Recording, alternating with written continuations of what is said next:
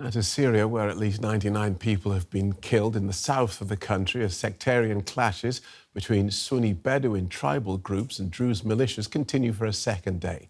Syrian government forces sent to restore order have captured a Druze village as they advance towards the city of Sweida, as according to the AFP news agency.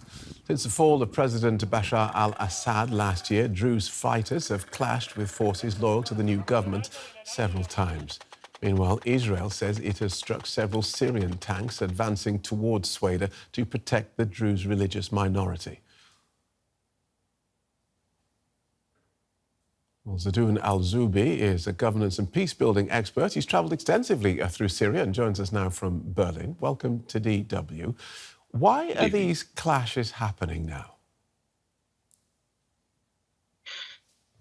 Actually, you can't imagine the country without such clashes happening, to be very, very frank with you. The main issue is now the country is in a very severe, bad situation. One is the number of militia in the country is huge, and the amount of arms in the hands of people is, I don't know, I mean, what to say. Every household has at least a gun, an AK-47.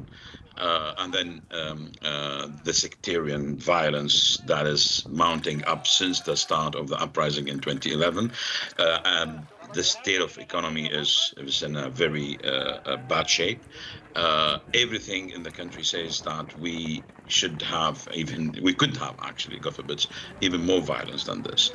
So given all these circumstances, I believe it is expected to have such violence. And if you look at what is happening in the south, actually, this is not the first time you see such clashes between the Druze community and the Bedouin tribes around them. Actually, this is the case since decades. There's always attacks from the Bedouin tribes against the Druze community and clashes over land and property. However, this time, because of the lack of control of the state and army over the southern part of the country, it became even worse than ever because the level of clashes. Yeah. So does this mean then that this new government has to regard this as a test? This is a test of whether it can extend its control across such a fractured country. Can it afford to lose these battles?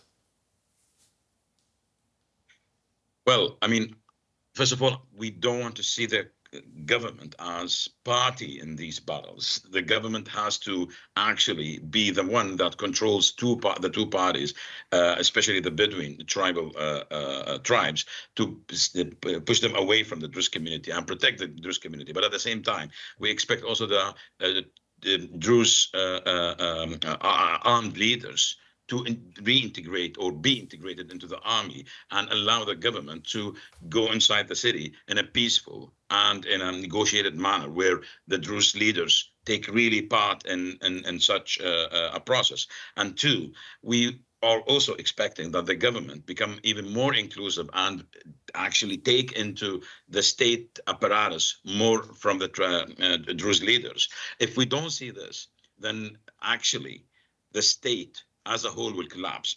And it's not only Syria who's going to pay, actually. If the state, God forbid, collapses, then the entire region and maybe the world will pay. So we need to make sure that we have this peace is restored in the country. We need to see more reintegration of the militia inside the Syrian army, but we need also to see more inclusivity from the government towards other ethnicities and other communities. If that happens, then we can protect the country. If not, then it's hell. Understood. Thank you for guiding us through that so clearly, Zedoun Alzoubi. Thank you.